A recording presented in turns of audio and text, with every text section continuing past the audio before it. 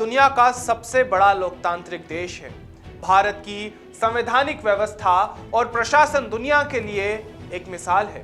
भारत का संविधान और प्रशासन विश्वास का प्रतीक है, लेकिन कई बार कुछ जिम्मेदार पदों पर बैठे व्यक्तियों के कारण प्रशासनिक व्यवस्थाओं पर कई गंभीर आरोप लग जाते हैं। ऐसा ही एक मामला देखिए खबर टाइम्स टुडे की इस खास रिपोर्ट में।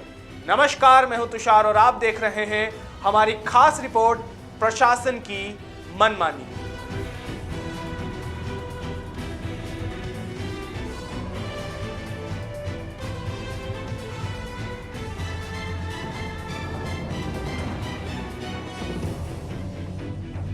आप सभी ने न्यायमूर्ति की मूर्ति या तस्वीर जरूर देखी होगी, जिसमें न्यायमूर्ति की आंख पर पट्टी बंधी हुई दिखाई देती है।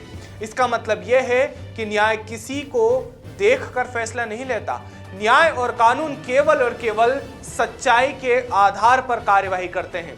लेकिन वहीं औरैया के जिले के दबियापुर से एक ऐसा मामला सामने आया है जहां न्याय प्रक्रिया का गलत इस्तेमाल होता हुआ साफ दिखाई दे रहा है। मामला दबियापुर में वैदिक इंटर कॉलेज के पीछे नई बस्ती इंदिरा नगर के एक प्लॉट का है, जिसका विवाद लगातार चल रहा है। इस प्लॉट के विवाद के चलते पीड़ित अजय का कहना है कि जब भी हम शिकायत करने जाते हैं तो दरोगा हमारी बात नहीं सुनते हैं और धमकी देकर हमें भगा देते हैं। इसी के चलते पत्रकार हेमंत गुप्ता ने इस मुद्दे पर आवाज उठानी चाहिए, तब पुलिस प्रशासन ने उल्टा पत्रकार पर ही झूठी धाराएं लगा दी।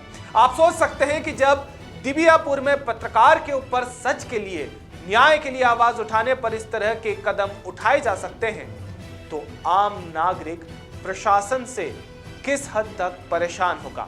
आइए आपको सुनाते हैं कि इस बारे में पीड़ित पक्ष का क्या कहना है।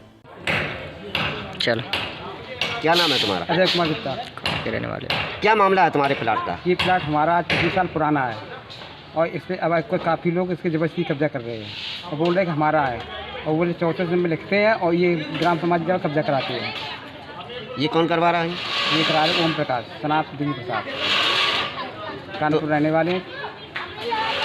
ये जबरदस्ती का बेच दिया है, वो तो हमारा प्लाट है, जगह हमारी है और जगह साहब हमारी है। आज 25 साल पुरानी है और हमारी आवंटित की, प्रधान जी ने आवंटित की, नाथुराम प्रधान ने आवंटित की थी। तो ये मामला तुमने उच्च अधिकारियों तक पहुँचाया?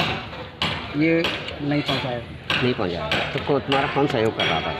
इसमें भाई एक मीडिया वाले थे, उन्होंने सहयोग किया तो उनका भी नाम झूठा, उसके बिना जांच पड़ताल के उन्होंने एक साथ से 16 लगा दी। वहीं इस मामले में पत्रकार हेमंत गुप्ता को भी फंसाया जा रहा है। आइए आपको यह भी सुनाते हैं कि इस मामले में पत्रकार हेमंत गुप्ता का क्या कहना है।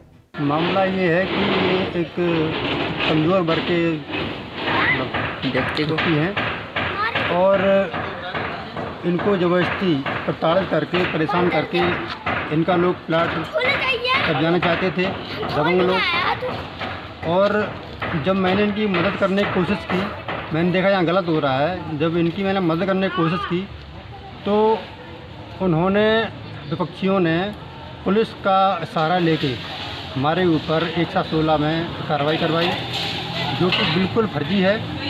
और एसआई मुकेश दरोगा जी ने बगैर जांच किए न ही यहाँ आए, पूरा मोहल्ला गवाह इस बात के लिए है, न ही यहाँ कोई आए जांच करने के लिए, और हमारे ऊपर उन्होंने कार्रवाई कर दी 116 की बगैर जांच की। तो आप क्या चाहते हैं? मैं चाहता ये हूँ कि